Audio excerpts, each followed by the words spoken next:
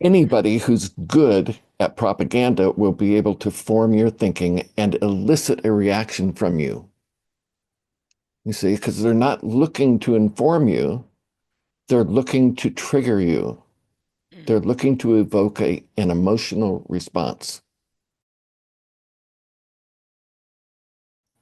Okay, so as you know, we are in a really tense situation in our country, in our world right now. There is a lot of division, and a lot of people just simply aren't listening to each other. And so what we're going to work on tonight, we'll talk about it, maybe do an exercise in how to listen, how to really listen from the heart. Because what we're doing now is when somebody says something that we don't like, we're just bouncing off of them. We're just uh, we hear what they have to say, but then we're getting ready to say what we have to say, right? We're going to defend, we're going to debate, or we're simply going to block it out. And and that's a real problem. So I'm hoping that together we can get in touch with what real communication is, how we can actually hear what the other person is saying, not to agree, not to debate, but just simply give the person a chance to say what they think, what they believe, and most of all, what they're concerned about. Because that's what's driving most conversations right now. People are deeply worried. They're deeply concerned about what's going on in the world. And what do we have to go on, right? What we're listening to is a manufactured, how do you put it? How should we put it? It's like manufactured perception. If I tell you that something is wrong or something is evil, and I tell you that first, and you believe me because you trust me, or I'm, uh, uh, a celebrity or something like that, and I say, boy, this thing or this person is evil, then all I have to do, once that gets lodged in your mind, all I have to do is trigger you with some event that's obviously evil, something that triggers your emotions. And if I can do that, since I've already framed the event or the person or the idea as negative or evil, then you will automatically flow into that framing. So it's preparing you. It's preparing you for a particular interpretation.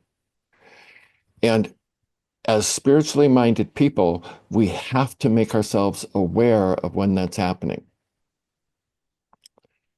So otherwise, we're just going to be, led around by the nose, right?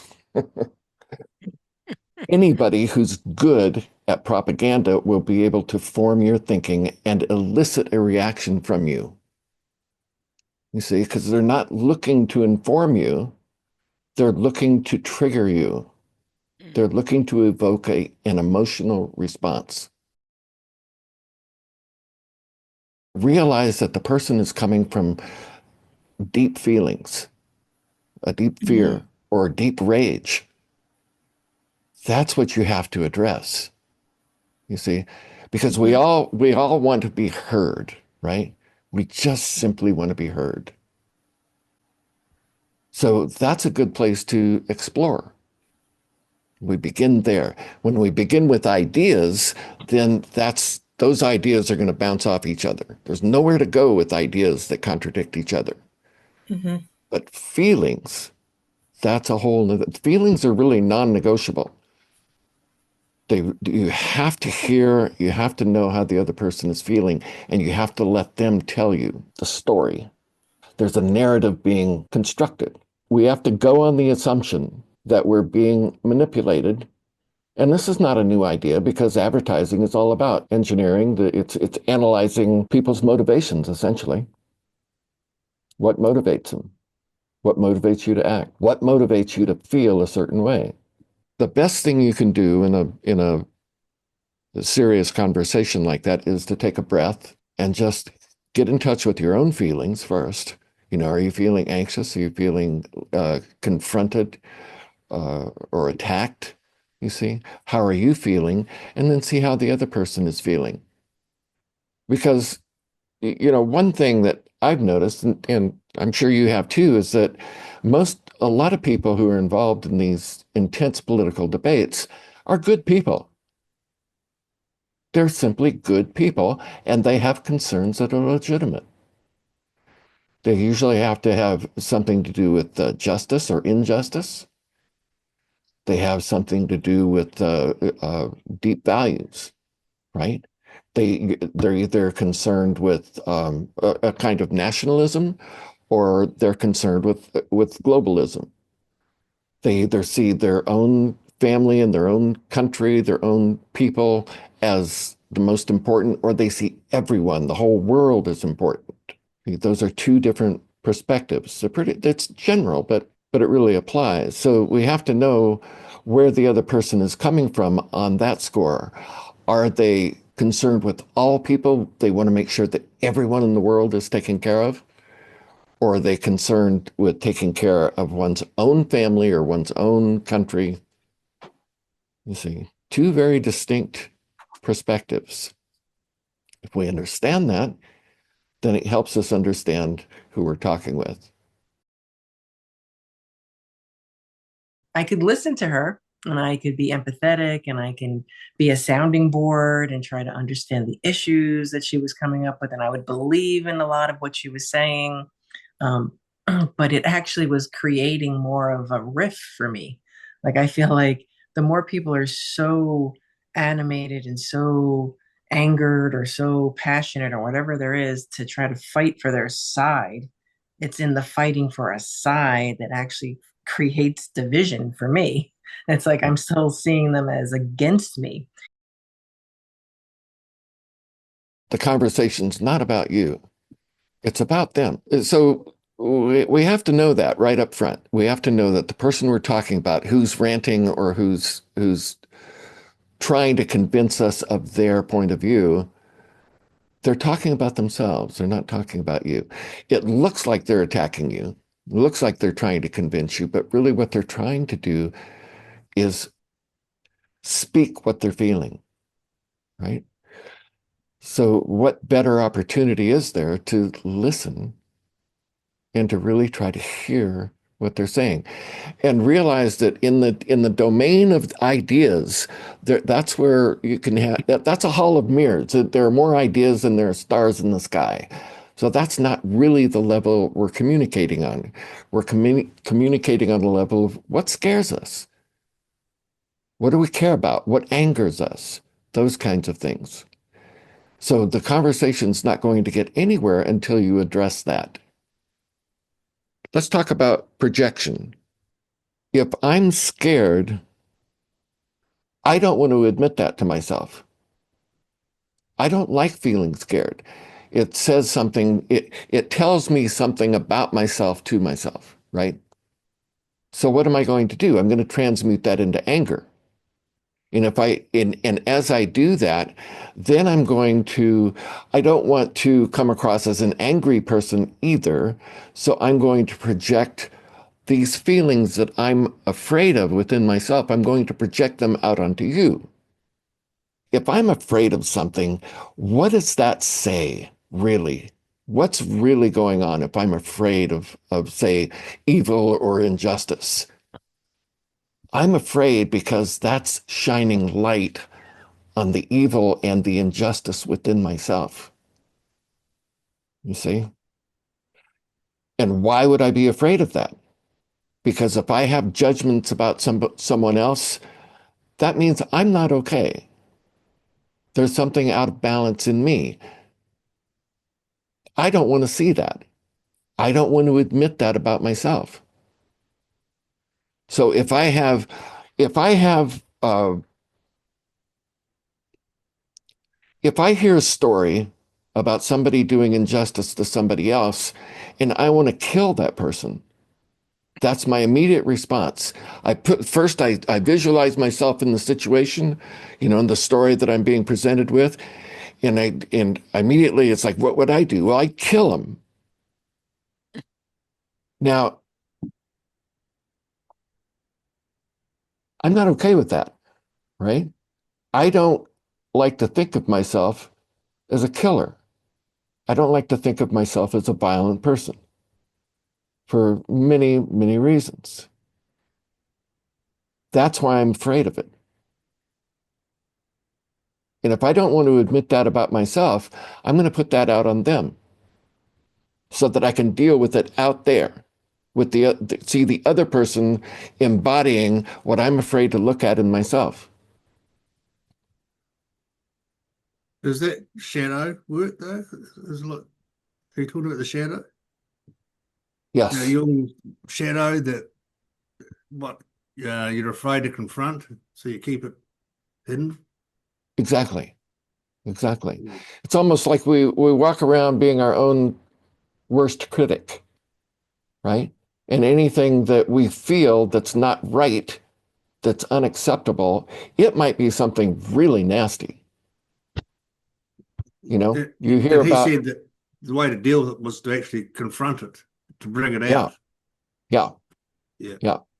But there's a part of that, Graham, that I think it's really good to look at because even the word confront is like you're going to do battle, right?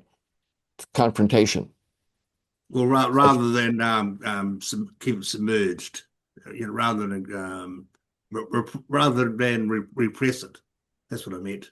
Right. Um, So the main thing, and it's so interesting that in fundamentalist Christianity, you hear a lot of confess your sins and you'll be saved, you know? And that's everybody in the New Age will say, no, that's, we're all perfect. We're created perfect. God created us in his image, and so we're perfect. And that that belief in sin and death, there's nothing. Shadow work involves saying, yeah, I'm that guy. hmm. I'm capable of doing that. We hear about somebody being set on fire, like a homeless person being set on fire, and you might immediately you might want to take that person who perpetrated that and set them on fire, you know? But you can't admit that. You can't say, you don't get the gasoline, go looking for somebody to burn, right? But that feeling is in you.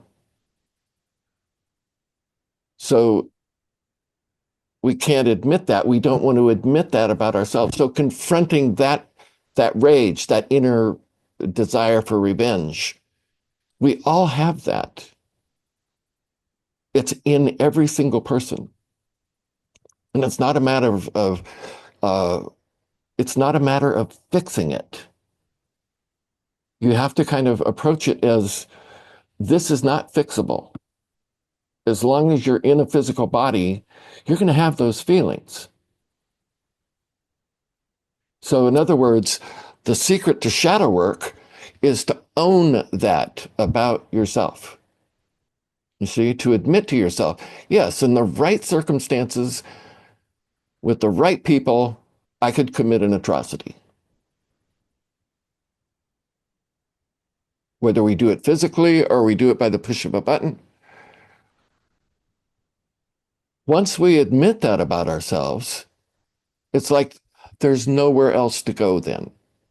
There's no, you don't, you're this inner intellectual ego drive to perfect ourselves. You see, that's what's ruling us. That's what keeps us from looking at these negative tendencies that we have. We have to be perfect. We have to be spiritual. We have to be this or that. When the truth is, we're none of that.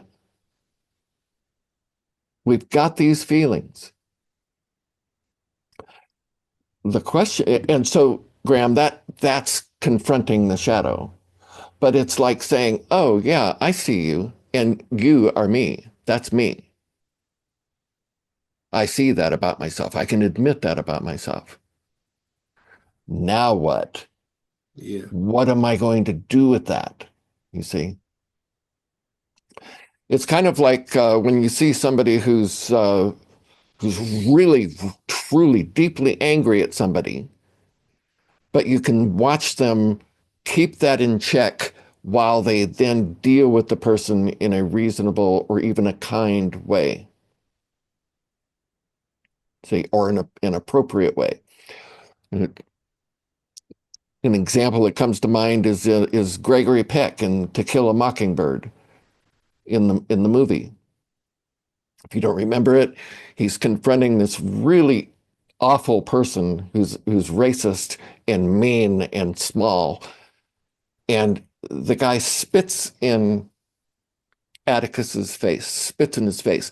And you see Atticus, he wants to kill the man, but he doesn't. Instead, he does the appropriate thing. He deals with him in the immediate moment. You see, he deals with him appropriately, doesn't strike out, doesn't resort to violence. But you see, he's seething on the inside, but he's got that in check. It's like he's got horses and he's got reins on those horses and he's keeping them from charging in. So that's an amazing ability to do that. But in order to do that, you have to admit that that's who you are and what you want to do. Because if you're afraid of that, if you're afraid to admit that, that's when the problems start. You see, because then there's nothing to hold back. There are no reins there then. You see, because you do not want to let yourself admit that to yourself or to the other person. You don't want to be seen like that. But if you've seen it and you've accepted it, yeah, I'm that guy. I am that way. If you can accept that about yourself, there's no barrier to you then acting appropriately. And that doesn't mean you have to be nice to the person. You can actually, in shadow work or in the idea of loving your enemy, you can actually enter into mortal combat with somebody and hold that and know that the evil you're seeing is not in the other person. Who was it? Solzhenitsyn. He said the line between good and evil runs through the middle of every human heart. The evil we see in other people, not in them. They're triggering that same evil in us, and it pisses us off. We want to hide it. We don't want to admit it to ourselves or other people, so we project it all out onto them. There's a saying about what we see in others is simply a reflection of what we see in ourselves. And yeah, that is so true. And that's what you're talking about, right? Right. If you're clear about who you are, nobody can bother you. You see? The more reactive you are, and this is a good measure, the more reactive you are, the more you've got that in you. That's why you're reacting. Now, that's pretty good knowledge, right? I mean, if we really know that, that's amazing. Because if you know that about yourself and you know that about other people, you can use it to trigger them. That's politics in a nutshell, especially these days. That's marketing in a nutshell. If your agenda is to get people to react, you know how to do it. And with today's technology, it's getting to the point where the AI and the experts in marketing know what you're going to do before you even do it. They know what you want before you know what you want. This is so sophisticated. And now it's being exponentially made more powerful with AI. Mhm. If you're going to be spiritual, if you're trying to be a spiritual person, and by that I mean if you want to be a good person, that's mostly what we think of when we think of being a spiritual person, right? I just want to be a good person. I don't want to be evil like all those other people out there, right? Or you want to expand your consciousness, right? You want to see the truth. You want to know the truth. This is the truth. To see the truth, look at yourself. But if you're going to think of yourself as a spiritual person, you have to understand what's going on, how you're being manipulated. Because right now, that's all that's going on. There's a very few people. I watch a lot of YouTube. I like to know what's going on in the world. I like to know what the thought leaders are saying. I've got 20 or 30 people that I check in with, on a regular basis to see what they're thinking and how they're interpreting events. Maybe a couple of them, two or three of them, are actually capable of analyzing an event or a person neutrally, to be able to be objective in what they're seeing and what they're commenting on. All the rest of them are coming from either the right or the left or somewhere and trying to prove why they're right.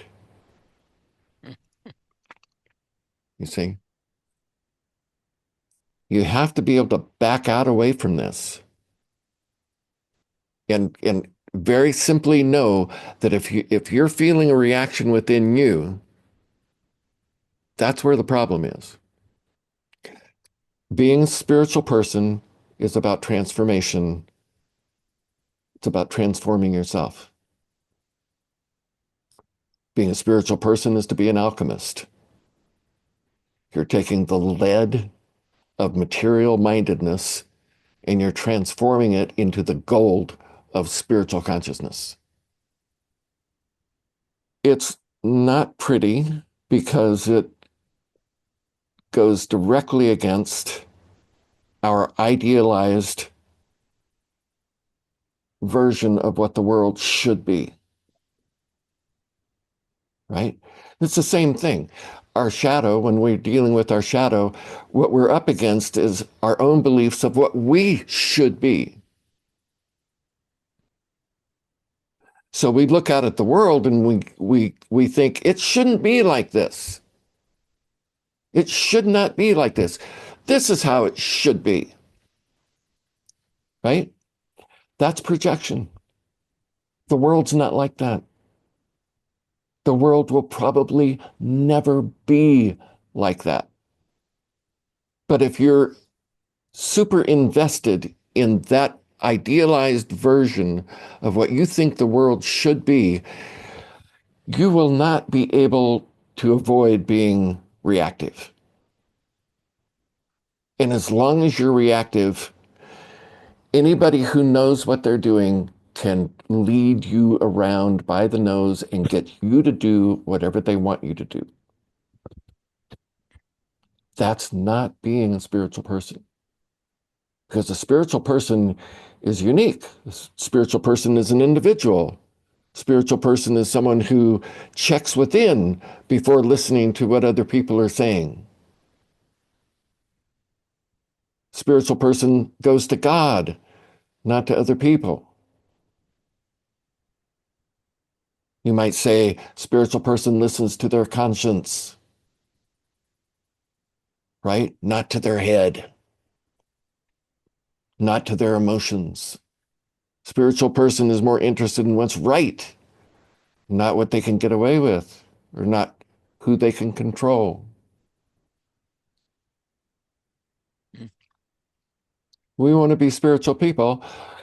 If that's our goal, it starts with being real. Starts with being real about ourselves.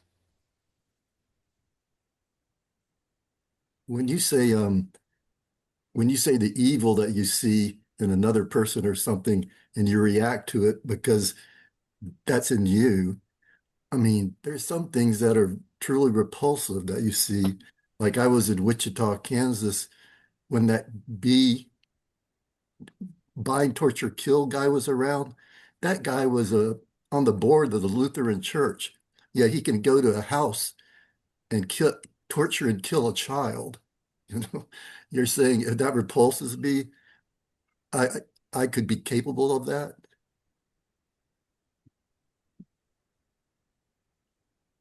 There are different levels of this. The levels really are what we can handle. What is your level? What are you capable of witnessing without reacting? Because the instant you react, you lose your mind. What you just described, John, turn anybody into a killer. You want to take that person and string them up. Or you want somebody else to do it for you, like the government, the police, right? The person should be punished. They should be put away. They maybe even executed, right? They put him in prison for life. Kansas doesn't execute people. And whether or not I would like to see him dead, I don't know. I'd like to see him reflect on the things that he's done and have people point it out Mm-hmm. to him. That's Yeah, better. I think that would be more optimal than killing him. You know? Can I say something on this? sure. Yeah, so one of the things that I I guess my own philosophy or whatever is when I see something happening in the world, whether it's what John just described or it's just something happening that looks really truly evil, instead of like my judgment on the situation, I just say, God's going to handle this. God will, do what's necessary for this person, like without me having to decide, well, this person should go to jail or I want to hurt this person or whatever. I just think like, I'm just going to hand this to God. I don't like this, like and especially politically, I've seen quite a bit. And so, and I was the odd person in my family. I had my entire family in one, let's say one camp or one, and I was completely on the other. So it was a rough few years for me during the whole COVID. So I had to just keep grounding myself because I got a lot of isolation, being ostracized from my whole family. And I kept saying like, I walk in truth, I walk with God. I walk in truth, I walk with God. So I just kept having to just keep telling myself that over and over again in my mind. But in terms of like dealing with the repercussion of other people's actions, I just hand it to God. That's just been where I go. Excellent. That's really a good way to handle it, right? You're deferring. You're handing it over. You're handing it over to the universal intelligence, Mm-hmm. which knows the whole picture. We don't know the whole picture. That's what makes it so manipulable. Yeah, and sometimes you just can't hand it over to God. If an evil man is doing evil things, he has to be stopped. You know, Mhm. you just don't say, Yeah, let yeah, God take care of it. You know? But God does right. handle it through in other people.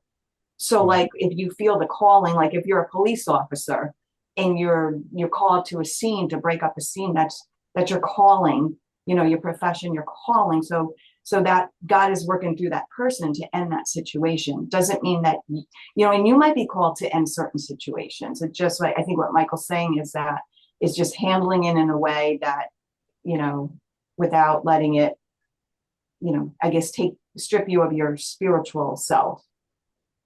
Right, right. Let's go into the psychotic mind for just a moment. Say a person has killed another person. Why did they kill that person? You see, what would drive a person to kill another person? And I'm not talking about, killing somebody who's attacking you or anything like that. I mean, somebody premeditatedly picks the most innocent person they can find and they go out and kill them. Why would a person do that?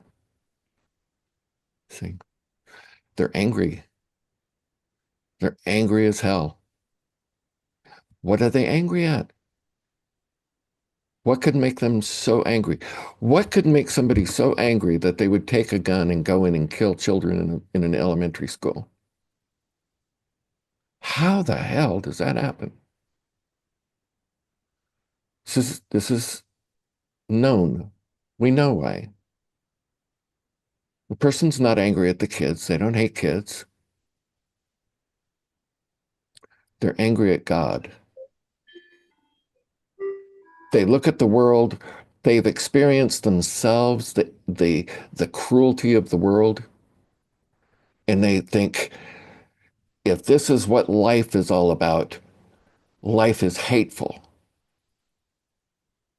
And if all of this was created by a God, I hate that God.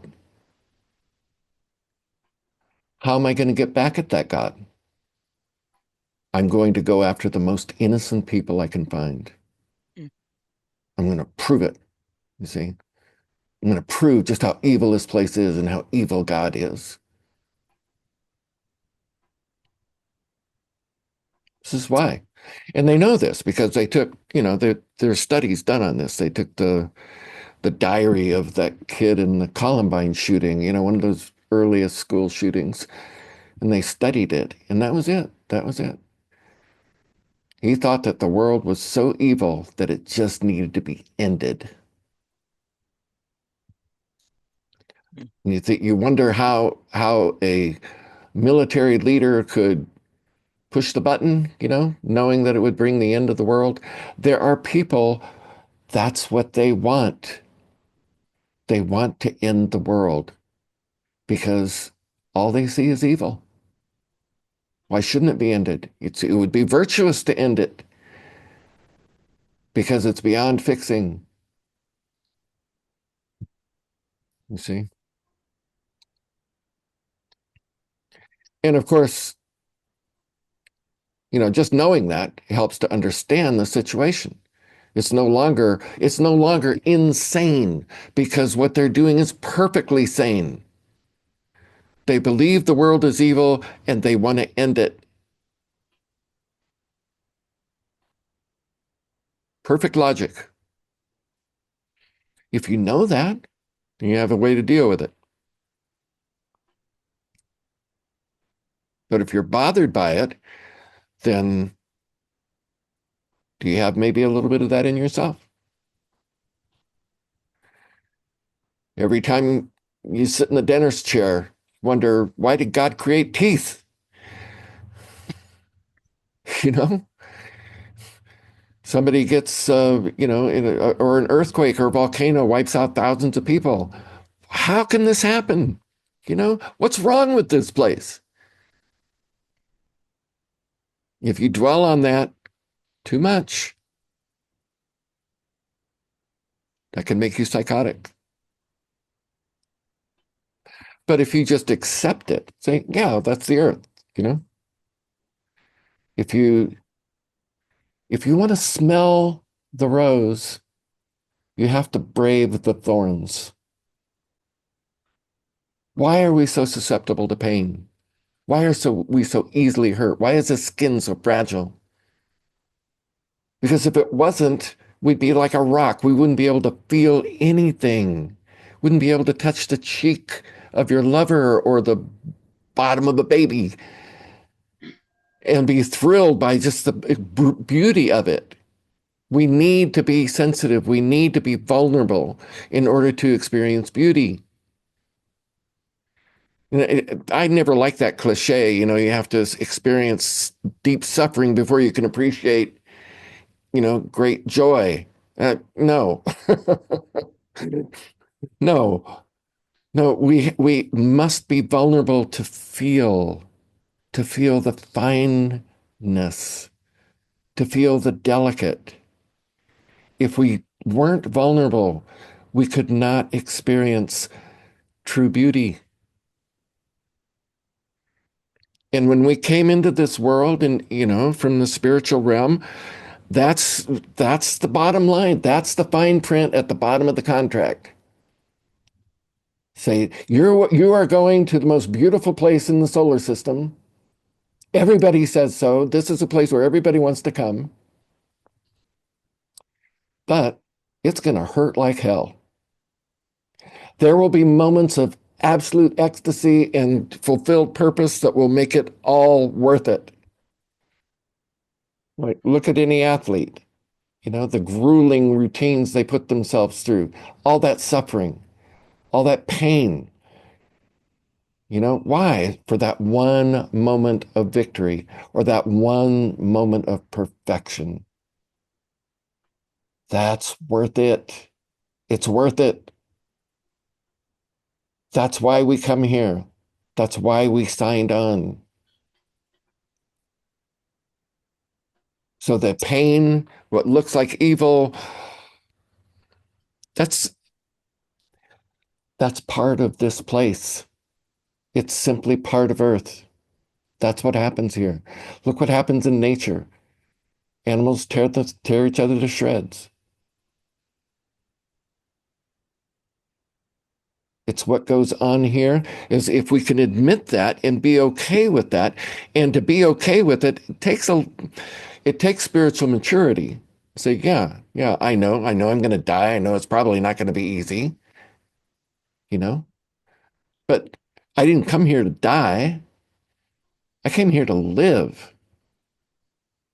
I came here to push the boundaries. I came here to see what's possible.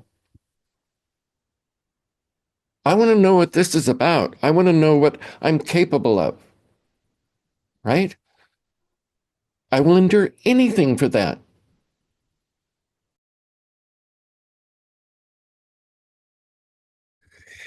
If we're confronted with someone who actually wants to kill us, who wants to do us harm, someone who hates us and wants to kill us, that has a profound effect on our psyche.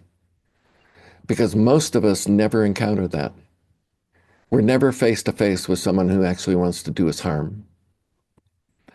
But now, if we're a child, that most impressionable, that most needful part of our lives, if we experience that as a child, what's going to make us retreat into our physical being more than that?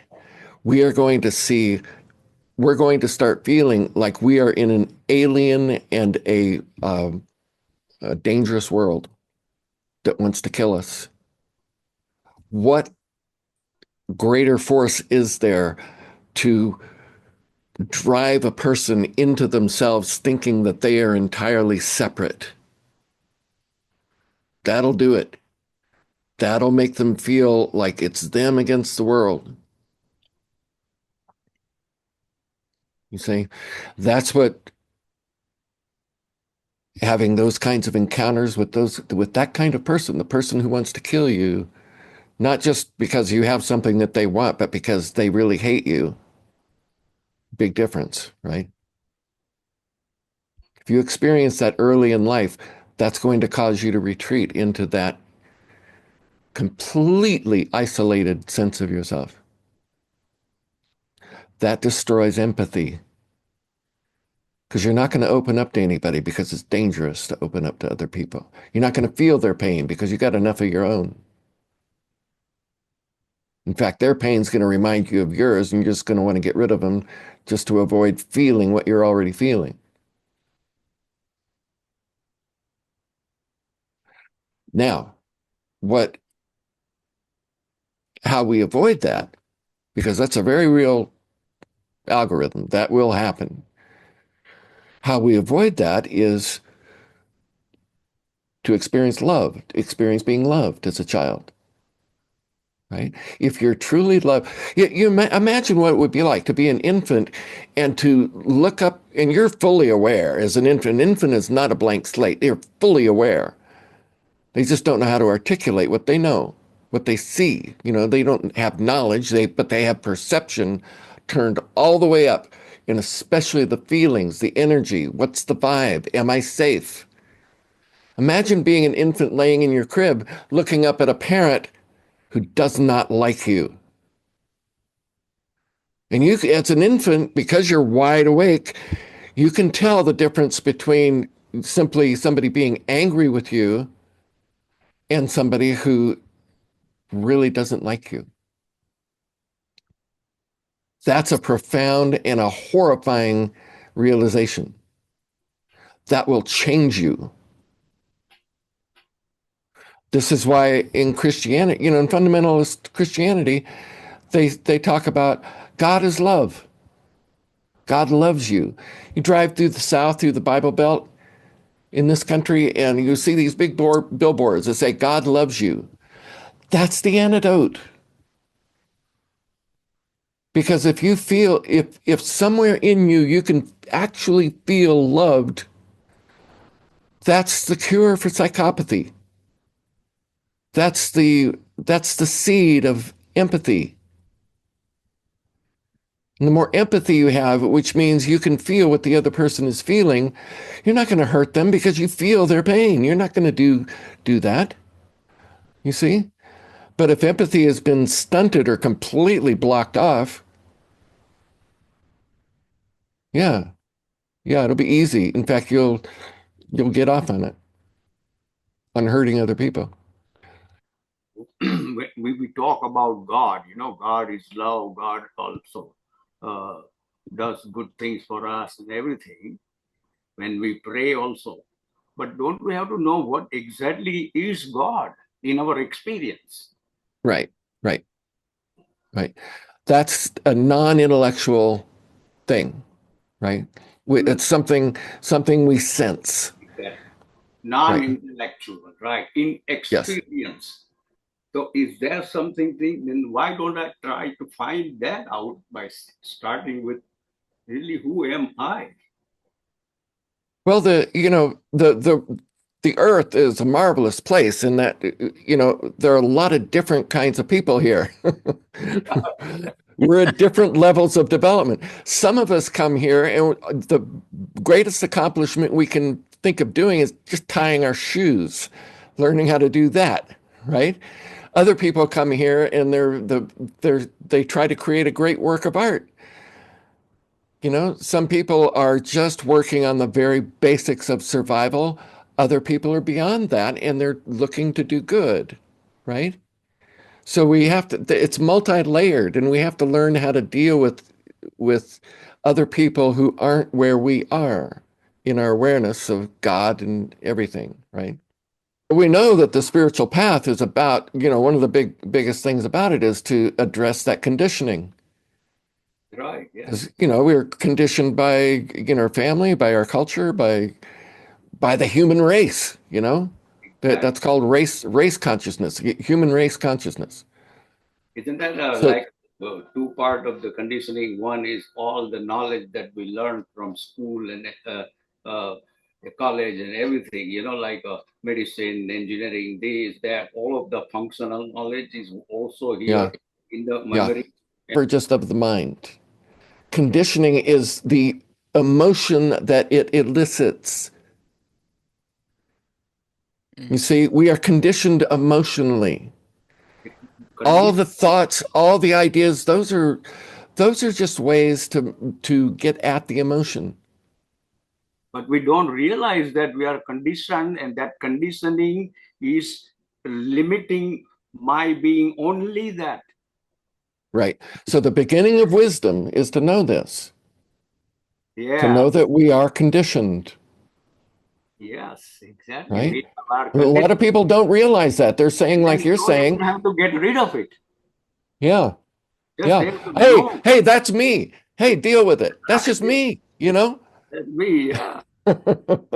And that's not me. That's right. Equally problem. Anyone here see the series Breaking Bad? It's a marvelous study of human nature. Because here's a teacher, a guy who had great disappointment in his life, and he was an expert chemist. And instead of making billions of dollars like his friend did, he winds up teaching high school chemistry. Finds out he has cancer and he doesn't have long to live. So he decides to cook meth to get the money because he's doing it for his family, right? He's got it in his head. I'm going to provide for my family. This is like the whole theme. I will do anything for my family. Family first comes up repeatedly. Family, family, family. That will justify anything I do, right? Family and country, God and country, family. That will justify anything. But in the arc of the story, you see what's really going on. And his wife, who, suffers through the whole process because he becomes a drug kingpin, and a ruthless killer. Here, and this guy was like a Walter Mitty. He was just the nicest guy. The nicest guy. Finds out he's gonna die soon. Well, he's gonna do it for his family. She confronts him at the very end and says, "Don't ever say that to me again. You're not doing it for your family. You're doing it for you." Very nice. Because he had all of this rage build up inside of him. He felt powerless, right? He felt powerless. So he's going to put himself, he's going to seize the power. And he's doing it for him, for himself. I'm going to show the world, God, everybody that I'm something, that's Lucifer, that's Prometheus, that's pride, that's spiritual pride. Right? Right. I am something, me, this thing, I'm something, and I'm going to prove it. You see? Not for family. That's the raw truth of it. And when we can understand that about ourselves, then when we see it in somebody else, say, "Oh yeah, I know what that is." But if we know it about ourselves, then we can actually deal with it. If we don't know it about ourselves, we are completely at the mercy of it. And Graham, this is the shadow work. If we're not aware of it, if we're unconscious to what our own motivations are, we are completely controlled by them. We are not free. We are not spiritual. We are not conscious. We are so deeply unconscious. You see? Don't let this current political climate do that to you. Because every time you get sucked into that, into the hatred, into the invectives, the ad hominems, all of that stuff, every time you allow yourself to go there, you make yourself less and less conscious. Know it about yourself. You see something evil going on in the world, if you react to it, you know that you're reacting to it because, yeah, there's something of that in you. I would like to add in that when your conversation first began, my response would have been to go to my heart and understand why this person was making this kind of a reaction, that was so evil. Why they were making a reaction? Yeah, why their reaction was so evil in my eyes. Why did they act that way? So I would go to my heart and say, there must be something behind this for this person to act that way. Right. Well, and that's why I brought up the psychotic. Right. Like the person who kills somebody else thinks that they're destroying something evil in themselves. If I kill that person, then I'm going to heal myself. But the way the mind deals with it is if I kill that person who's evil, I'm going to remove that much evil from the world. So I'm doing good. You see? But it's all projection. Just knowing that alone helps to understand people. And it actually, this is where real empathy and mercy is made possible. Because if you can understand why a person does a heinous act, then it's easier to have mercy on that person. You're still going to punish them. You may even put them to death, but you're not going to demonize them or make them less than human, right? They're just a human who got bent They're insane. Yep. Knowing that makes mercy possible. If you don't know it, you're just going to be a vindictive, judgmental person.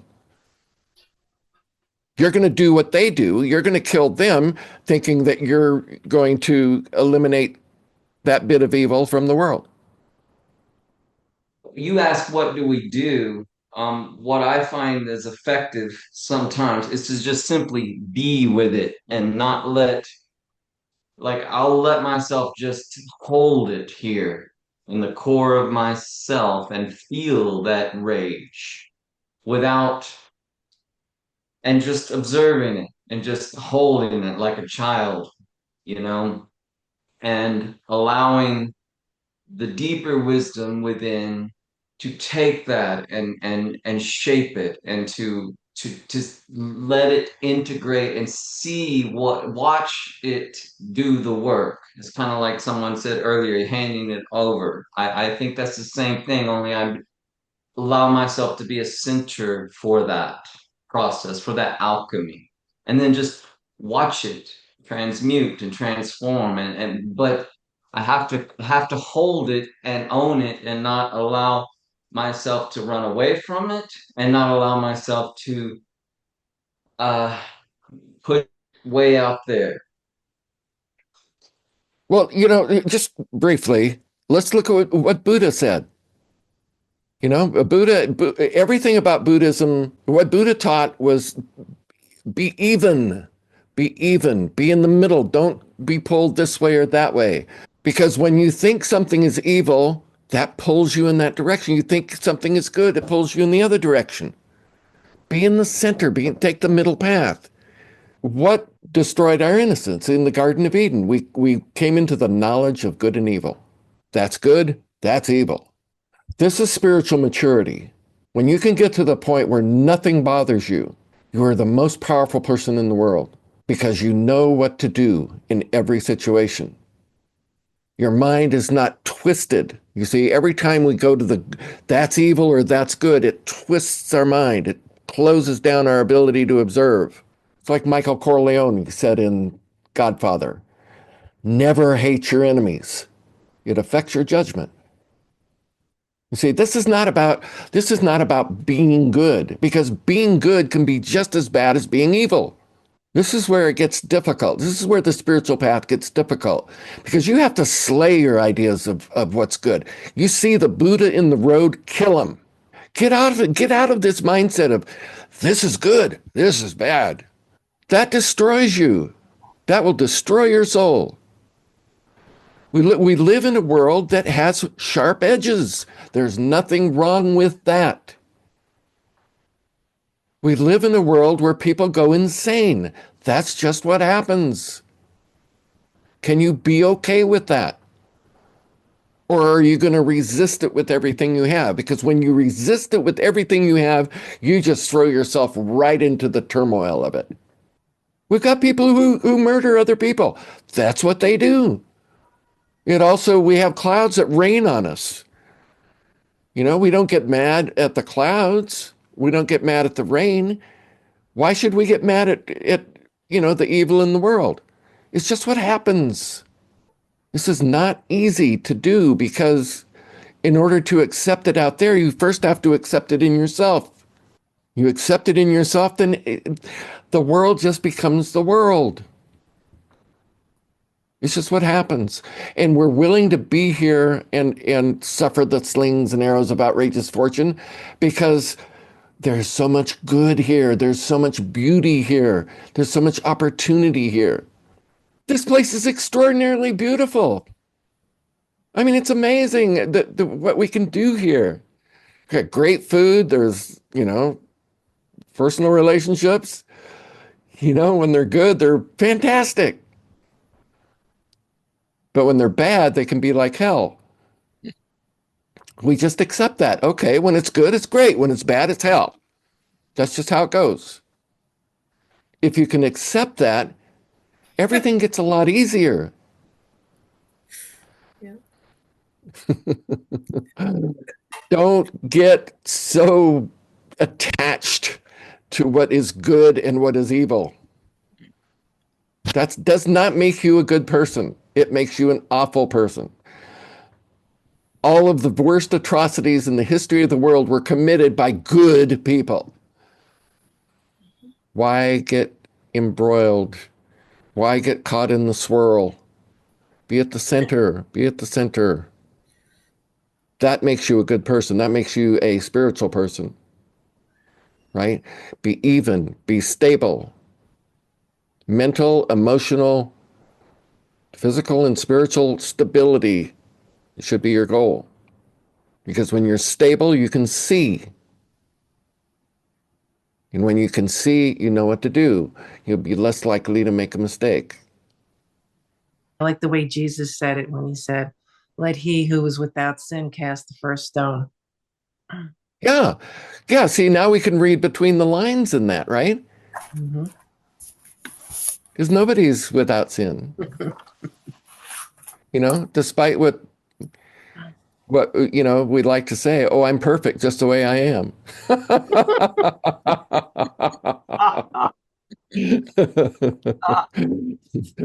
All right, everyone. Have a great evening, and I hope to see you next time. And Thank have you a very great much, week. everybody. Love you. Thank you, Michael. Thank you. Bye. Night. Everyone. Thank you. Thank Bye. so Good much. night. Bye. Thank you. Bye. Good night. Bye Good now. night, everyone.